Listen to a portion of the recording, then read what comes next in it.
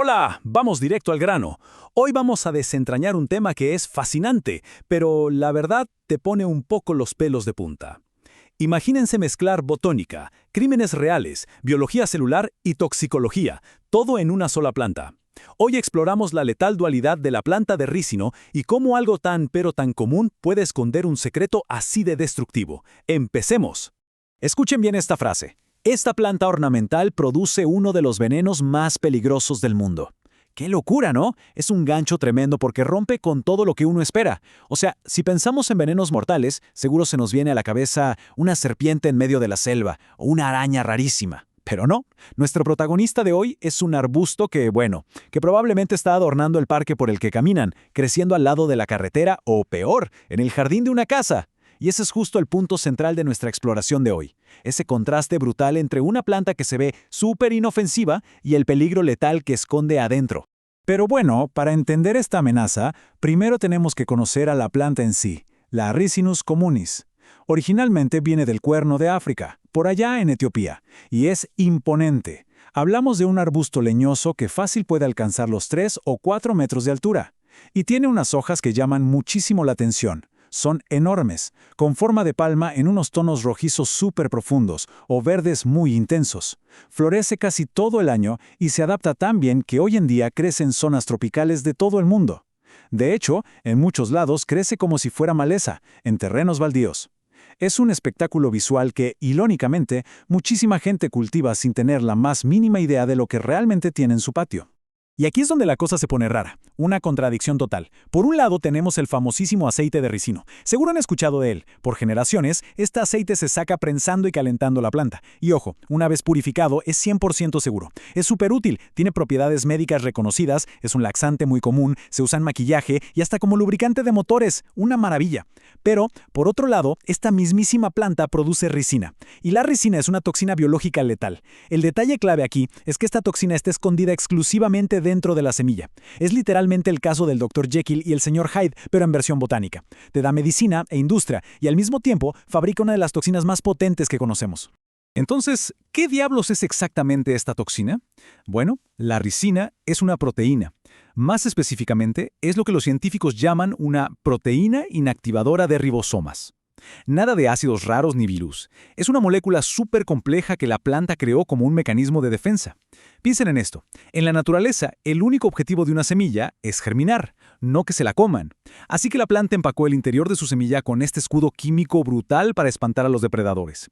Y hay que tomarse esto con absoluta seriedad. Esta proteína es tan letal que está clasificada internacionalmente como una sustancia controlada. Así de peligrosa es. Ahora, antes de meternos de lleno en la biología del veneno, vamos a desmentir un gran mito. Se dice por ahí que con solo rozar la planta o tocar las hojas ya estás en peligro de muerte. Falso. La verdad es que el contacto físico casi nunca es un riesgo letal, aunque sí, todas las partes de la planta tienen una toxicidad súper leve. Pero la verdadera pesadilla, el peligro de muerte real, solo pasa si la ricina logra entrar a los sistemas internos de tu cuerpo. Esto puede pasar si alguien se traga y mastica las semillas, rompiendo esa cáscara dura que tienen, o si la toxina se procesa para inhalarla como polvo, o peor aún, si se inyecta directo en la sangre. El veneno necesita sí o sí una puerta de entrada. Y cuando logra entrar, a nivel celular es una verdadera demolición.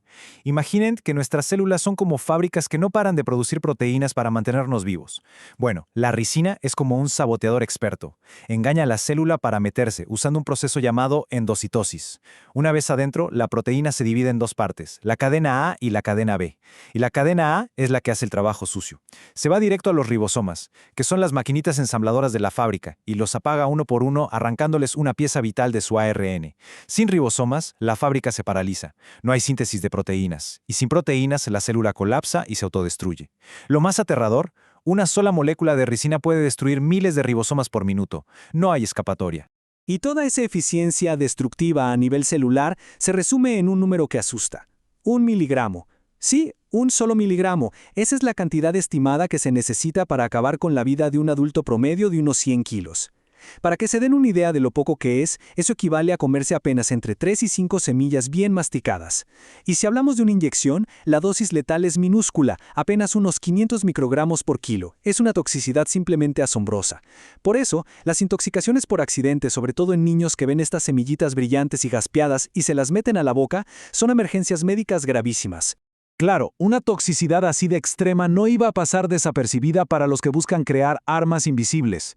Y esto nos lleva a uno de los casos de espionaje más infames de la Guerra Fría. Viajemos a 1978. Georgi Markov, un escritor y disidente búlgaro, estaba esperando el autobús tranquilamente en Londres. De repente siente un pinchazo en el muslo. Al darse vuelta, ve a un tipo pidiendo disculpas mientras se aleja con un paraguas en la mano. Esa misma tarde, Markov empezó a volar en fiebre y su pulso se disparó. Los médicos estaban totalmente desconcertados. 4 días después, falleció. ¿Y qué descubrieron en la autopsia? Parece sacado de una novela de espías.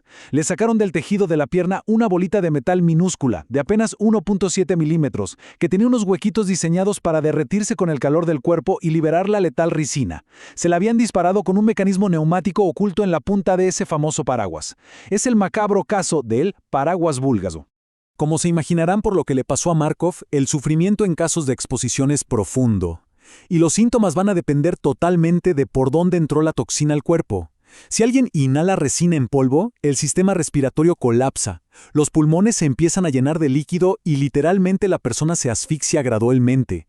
Si se comen las semillas, el desastre ocurre en el tracto digestivo, hemorragias internas violentas, vómitos y una deshidratación tan fuerte que destruye los riñones y el hígado.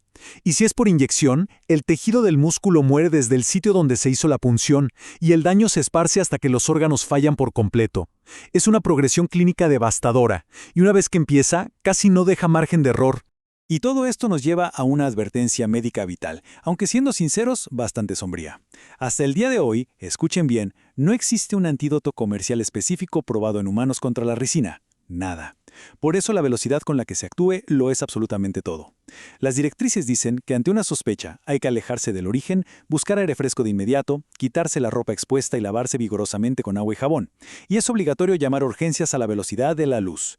Si hubo ingestión, en el hospital tienen que aplicar soporte rápido con un lavado gástrico usando carbón activado, idealmente en las primeras 4 horas. Por favor, jamás intenten manejar algo así en casa ni automedicarse. Llegamos así a la reflexión final de este análisis. Es imposible no quedarse pensando en las tremendas contradicciones de la naturaleza, ¿verdad? La planta de rícino, con toda su belleza, encarna una dualidad perfecta. Por un lado, nos regala un aceite que cura, que lubrica las máquinas que usamos todos los días y que nutre la piel. Y por el otro, esas mismísimas semillas esconden un mecanismo de defensa tan perfecto y tan despiadado a nivel celular que se ha convertido en una de las armas biológicas más temidas por el ser humano. Es un recordatorio fascinante de que el mundo natural merece todo nuestro estudio y nuestro respeto más profundo. Y los dejo con esta pregunta inquietante. Si un arma biológica tan letal puede estar creciendo a simple vista en el jardín de la esquina, ¿cuántos otros secretos mortales estarán floreciendo a nuestro alrededor en este preciso momento?